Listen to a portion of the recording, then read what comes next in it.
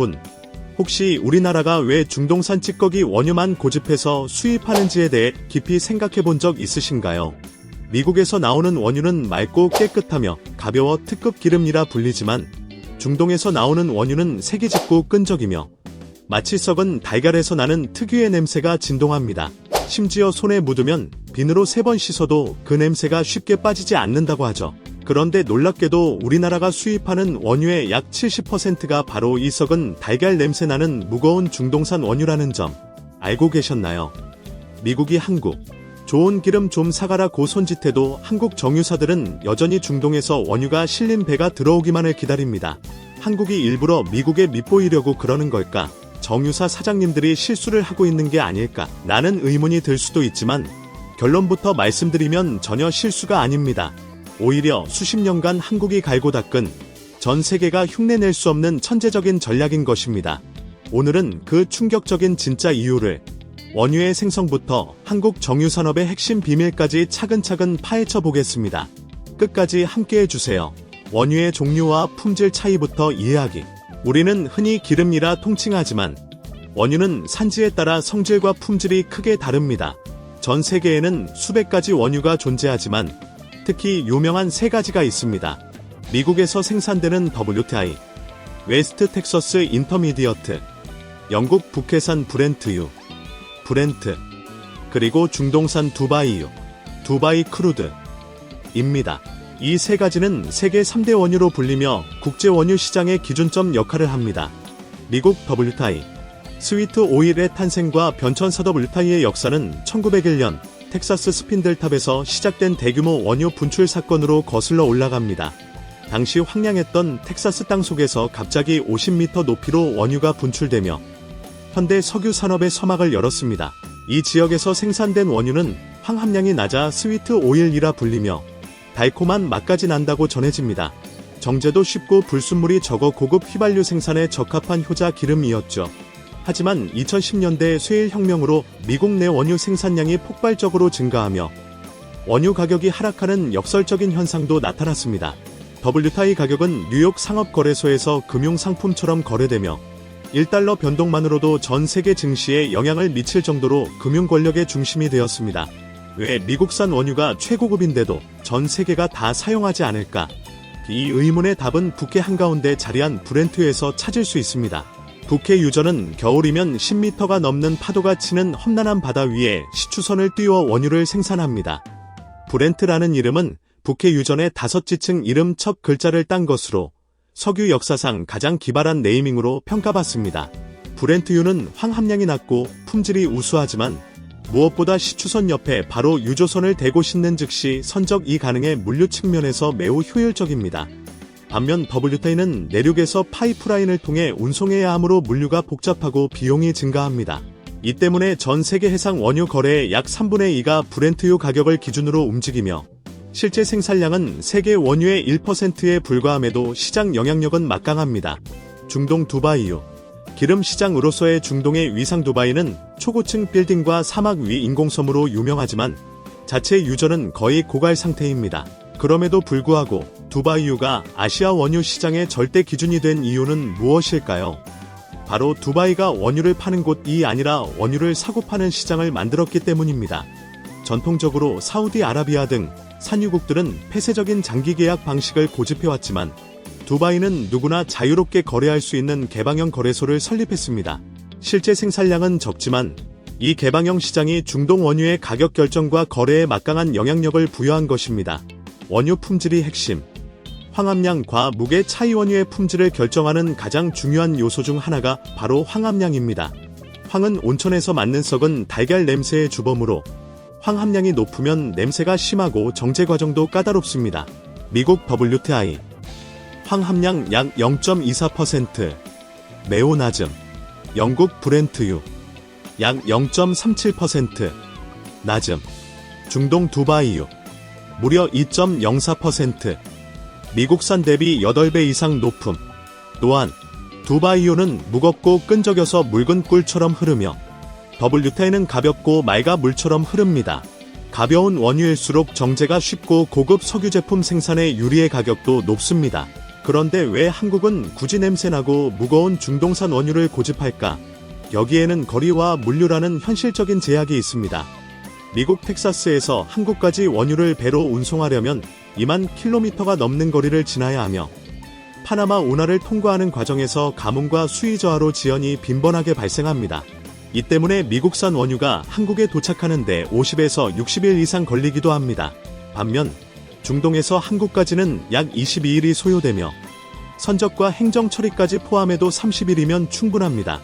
초대형 유조선 하루 용선료가 42만 달러, 약 5억 원을 넘는 현실에서 30일과 60일의 차이는 단순 시간이 아닌 막대한 운송비 차이를 의미합니다. 배럴당 운송비만 해도 중동산은 약 2.99달러, 미국산은 3.93달러로 거의 1달러 차이가 납니다. 한국이 하루 300만 배럴을 수입한다는 점을 감안하면 운송비 차이만으로도 연간 1조 원 이상의 비용 차이가 발생합니다.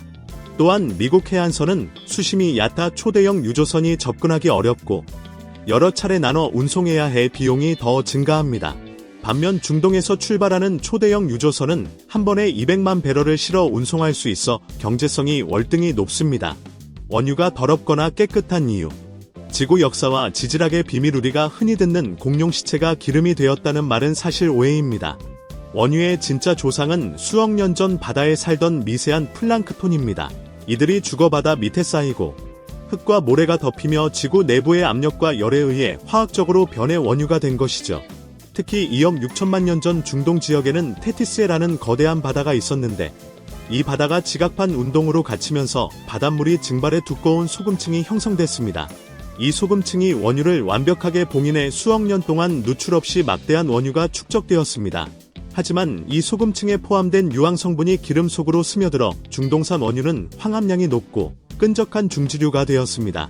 반면 미국이나 유럽은 이런 소금 뚜껑이 없어 가벼운 가스 성분이 자연스럽게 빠져나가 스위트 오일이 형성된 것입니다. 즉, 깨끗하지만 적은 양과 더럽지만 어마어마한 양의 원유는 지구의 우연한 역사적 산물인 셈입니다. 원유 단위 배럴, 베렐. 이 159리터인 이유. 우리가 매일 듣는 원유 단위 배럴은 159리터입니다. 이 숫자에는 150년 전 미국 석유산업 초기의 흥미로운 역사가 숨겨져 있습니다.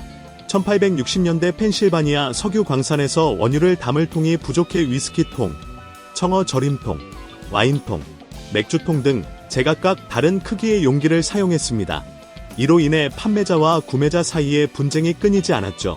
1872년 석유업자들이 모여 42갤런짜리 통을 표준으로 정했는데 42갤런은 약 159리터에 해당합니다.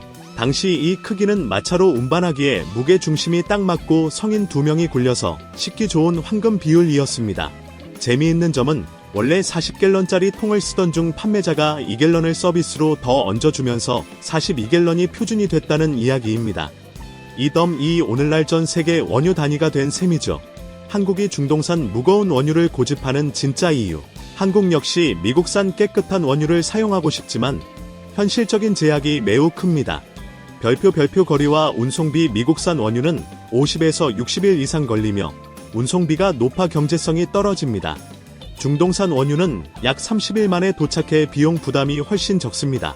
별표 정유 공장 구조. 한국 정유사는 1970년대부터 중동산 무거운 원유를 처리하는데 최적화된 고도화 설비를 구축해왔습니다.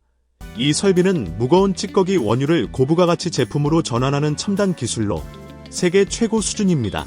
별표 기술력과 수익성. 중동산 원유는 끈적이고 황함량이 높지만 한국은 이를 깨끗한 휘발유, 항공유, 화학 원료 등으로 바꾸는 데 탁월한 기술을 보유하고 있습니다.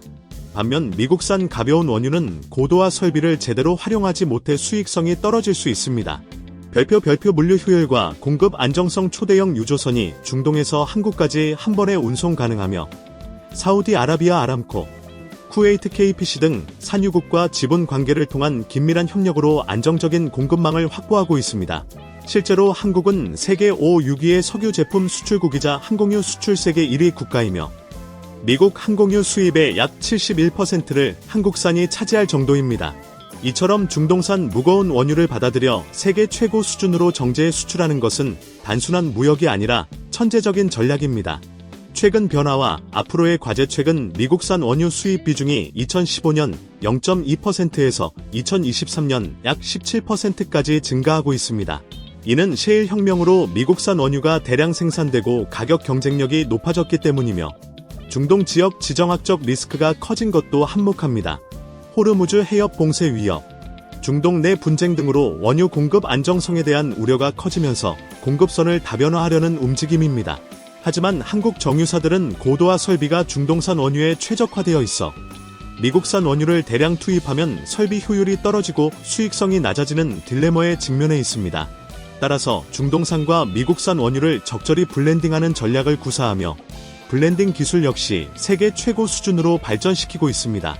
또한 한국 정유사들은 친환경 수소, 친환경 항공유 개발 등 미래 에너지 전환에도 적극 참여하며 산업의 지속 가능성을 모색하고 있습니다. 결론, 한국이 중동산 찌꺼기 원유를 고집하는 이유는 별표 최적화된 설비와 기술력, 수십 년간 중동산 무거운 원유에 맞게 설계된 세계 최고 수준의 고도화 정제 설비 보유, 별표 경제적 물류 비용. 중동산 원유는 운송 시간과 비용 면에서 미국산 대비 압도적 우위. 별표 안정적인 공급망. 중동 산유국과의 지분 및 협력 관계를 통한 안정적 원유 확보. 별표 고부가 가치 제품 생산. 무거운 원유를 고급 휘발유, 항공유, 화학 원료 등으로 전환해 높은 수익 창출.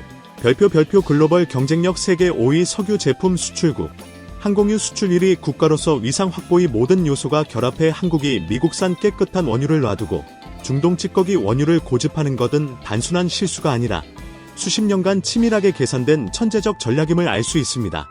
여러분, 오늘 이야기에서 보듯이 우리나라가 중동 찌꺼기 원유를 고집하는 데는 단순한 품질 문제가 아니라 지구 역사, 국제 물류, 금융시장, 첨단 기술력, 그리고 국가 전략이 복합적으로 얽혀 있습니다. 단순히 냄새나고 더러운 기름이라는 편견을 넘어서 그 속에 숨겨진 한국 정유산업의 뛰어난 경쟁력과 지혜를 이해하는 계기가 되셨길 바랍니다.